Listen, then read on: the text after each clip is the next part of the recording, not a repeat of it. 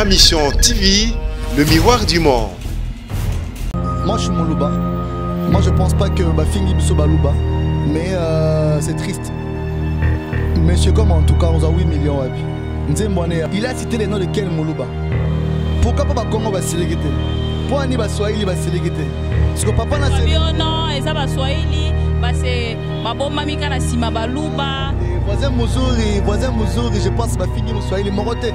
Soit un combat Swahili Moroté, Swahili on a fait porter plainte parce que il a dit en gros, donc ça dit c'est un Congolais qui est libre de penser ce qu'il veut. Ma Mission TV, le miroir du monde. Ami le AM TV, toujours derrière l'actualité Bibi Kapinga, Ma Mission TV, Toza. On n'échange pas l'équipe qui gagne. Bibi Kapinga est en train de mener. Voilà pourquoi je résiste. Voilà l'actualité. Tous ces derniers temps, je vous ai parlé de l'artiste. En tout cas, Oyo Balobinze Mounaye et comique offensé Balouba. Balouba ba télémi ba porter plainte et puis ba catelier mandat. Pardon, à catelier amende en fait il y a 8 millions. Non, tu n'as pas mon artiste. 8 millions on est à francs congolais. 8 millions on est en dollars. Donc jusque là en fait, non, image, non, pas sur dollars. En dollars, binomo boye ba suite. Ce qu'ils appellent en francs congolais, binomo boye ba suite. Donc voilà, je suis avec son manager DJ Abdul. Boni. DJ Abdul Bokams. Voilà.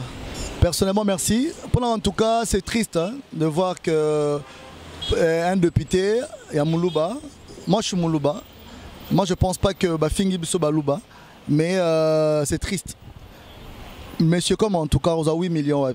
Il a fait un message, c'est un artiste comique.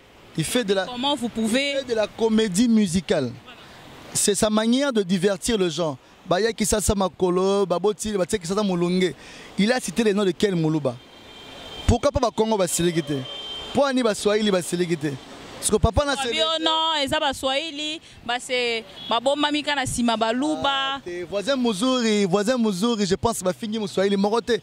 Soit un combat Swahili Moronde, Swahili on a fait porter plainte parce que il a dit en gros, donc ça dit c'est un Congolais qui est libre de penser ce qu'il veut. Ça dit il a parlé quelque chose imaginaire. Même Yemoro en tout cas, il ne savait pas qu'il y a un exemplaire au Jésus. Aujourd'hui il est célèbre. Les gens pensent que le mec qui s'est fait de l'argent, il a du succès, il a l'argent. 150 000 $ à Ozango. Bisoko to soutenir Ndeko, to soutenir Yemo Mouké Maram devant la caméra. To sala ke Ndeko za na ligne. Bien que Yemo pe succès mo boé, aza mutu tozo orienté mais ko singa mutu amende 150 000 $, c'est beaucoup d'argent, c'est être méchant. Papa on a été lésé. Il peut quand même dire, mais Nzembo pèse 8 ans. Il y a un message en haut. Je ne pense pas qu'il y ait décision et le message. Non, parce que Babi, c'est ça qu'il déjà intervenir. Qu'il y ait une justice. Et même si vous ne pouvez pas mollir Ngambou.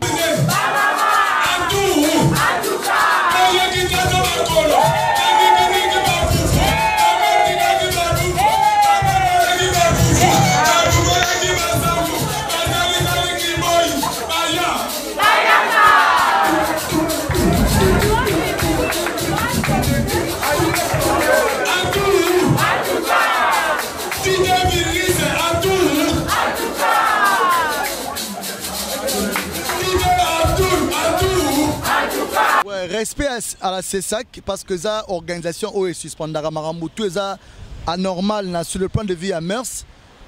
Na rôle bila bango mabete et ça droit na bango ba monique ça normal mais moi je pense que il faut battre le fer quand il est chaud. Ça veut dire c'était le moment au début quand en tout cas avait commencé. Maintenant aujourd'hui tout le monde sait aussi là il a un projet de beaucoup de sons. Baro katanzembo mais artiste na banzembo belé. Tala moni Jimmy en tout cas. Azana ba cri, azana ba animation, moro na éviter ça inspiration. Le mec il a beaucoup passé sa vie dans la galère. Le mec il a beaucoup galéré dans une vie. Galère n'est pas sa réflexion. Si ko galère azana ba projet mo na otonga immeuble ça dit otongi déjà. On comprend. Mais sur aux l'art boule kimi. Ezarasko bon manzambe tant on souffrir ngama na peka mo zino l'art on a chéri moi bimia be pas amurime bandi. Au besoin qu'il faut payer nos cas. Bah na copa mon cœur que tenga fallo na copa na comme na copa gaya. bar et bandio kangi bar interfond ici les ongles sous cop no wana ke na rozo sous. OK, chance ya ramba moko. Est-ce que vous avez Jimmy, il y avait un producteur qui était venu pour acheter son album. On a commencé au studio pour commencer à enregistrer tous ces projets qui trimballaient en tête, mettre ça sur un support audio. Mais l'artiste a été sollicité plusieurs fois na Batou, il y a kana produire yo, il y a kana osalaboé, taba résultat na ngolelo. Papa Molière a okufane pour rien parce que Papa Molière il a fait un devoir d'un papa. A moni mutazo ça le loro moko intéressant.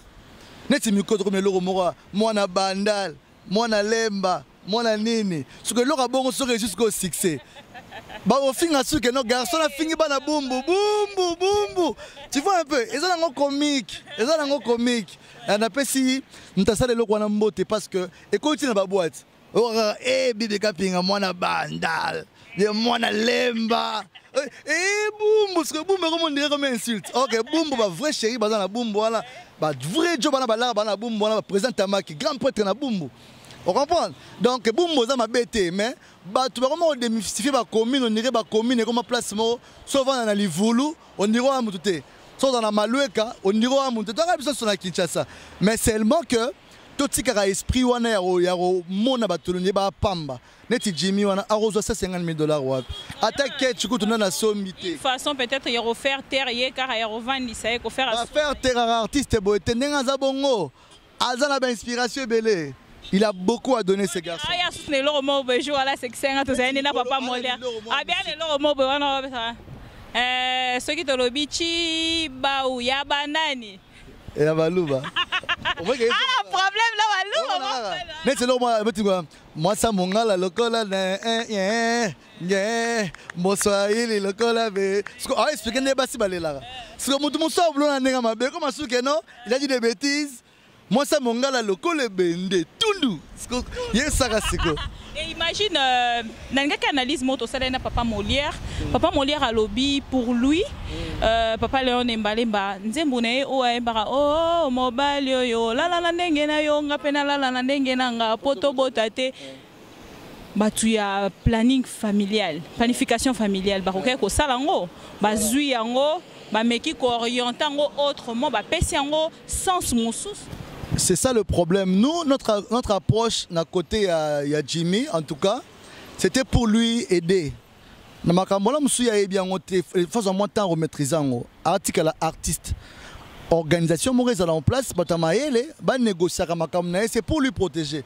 Mais parce que je mon artiste comme un attendant on dirait que le esprit. Code vraiment consulté au retour na ye moko ba bengarae. Mutu moko jamais de la Jimmy. C'est les kebele en fait. Bon voilà.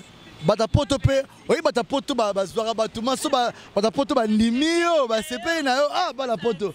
Te bana poto ba na bolingo mobo balingo mona ba congolais ba souffrete. Yango moni komba na bango ezala ke congolais za la bien. Bana poto so mutu moko bimi boy.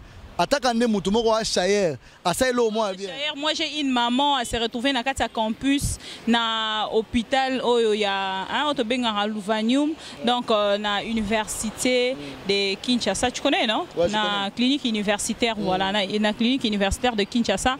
Maman elle s'est retrouvée kuna na mbongo ya bana poto ya congolais ya Kinshasa donc non ba congolais mais il y a diaspora. Yango moninga nazara na respect na bino makasi parce que grâce na bino maman Mireille Azobika na ebi ke bo réclamer ba image mingi kala mingi tie bozo so image na ye après opération ndenge nini a remercier bino borozango dans quelques jours donc son na moni déjà mbongo oyo batindi de partout pour na maman na so guérison a passer une opération munene wa uto passer dango non respect na ba diaspora. La diaspora, merci. Mambo sala pour na congolais, bo lembate, na mona ngona ba commentaire, na ba compte belé ba finga rabatu, na ba faux compte o finga rabatu, to linga rabino pe kande bo finga rabiso sala biso bien.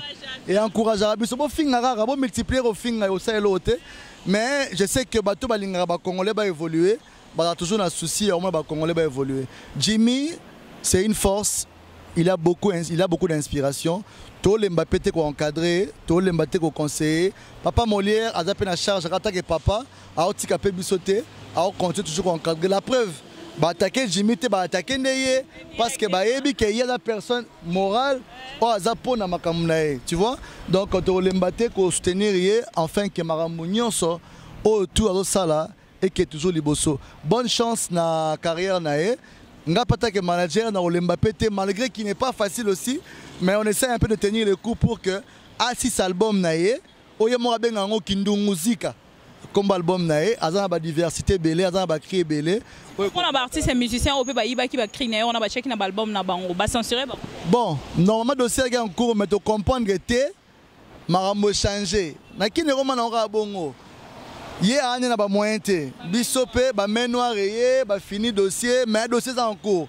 Je sais que tant que marambo ya bango pe ba recensurer yango parce que né ba censurer leader nango. C'est que ba censurer pe suite à marambo nyonso parce que en tout cas comme le romo ya mabelelo, mais je pense que été peut ba te belé.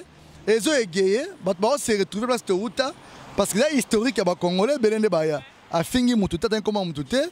Je pense que Jimmy bonne chance que les Mbappé nabi ke ba avocat bazali ba osamba enfin que monta wana ilongwa papa wana osala ki les alim bisabiso on appelle sengele ba esquisse trop.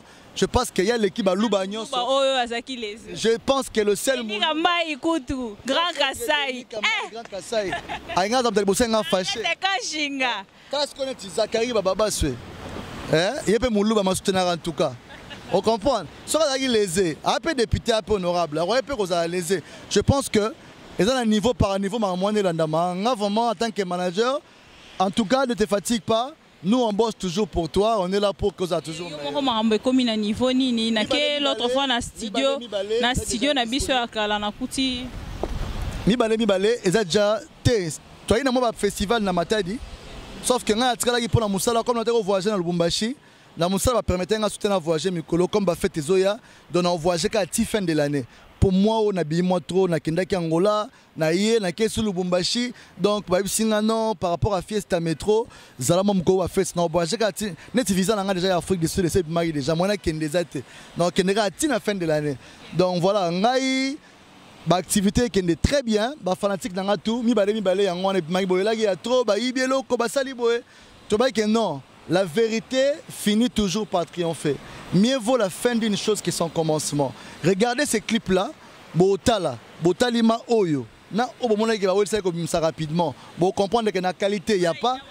Et le room de différence c'est ça donc ça dit. Merci déjà de tout ça à la fin. Je ne sais pas si tu peux peut-être dire. Moi moi so denga za gentil alinga so ngo kota lo baratetika.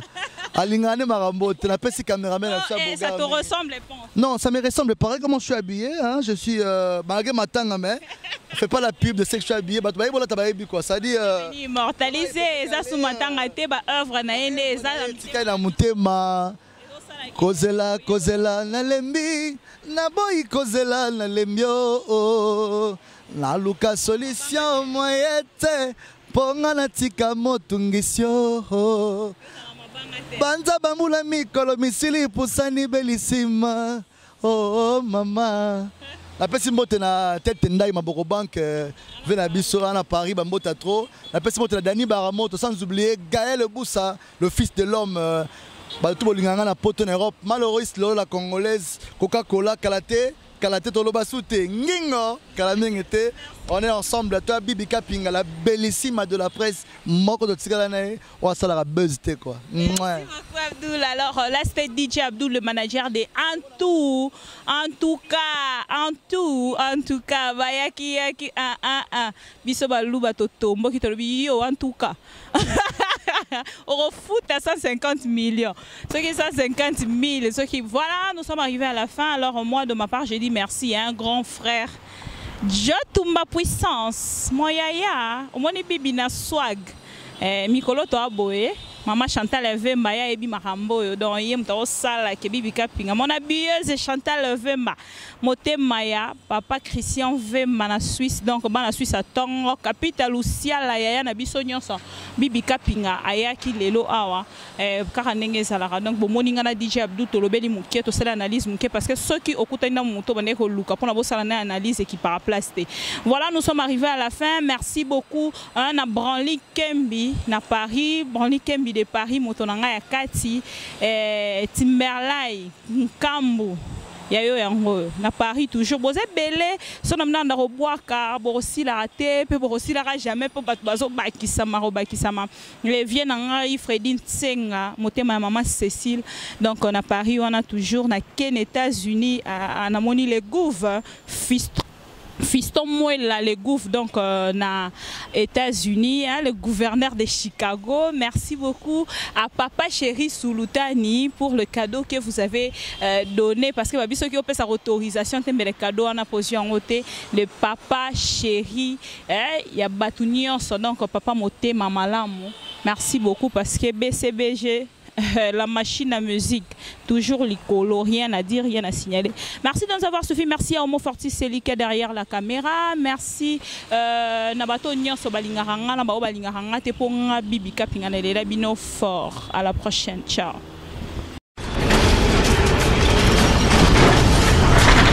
Ma mission TV, le miroir du monde.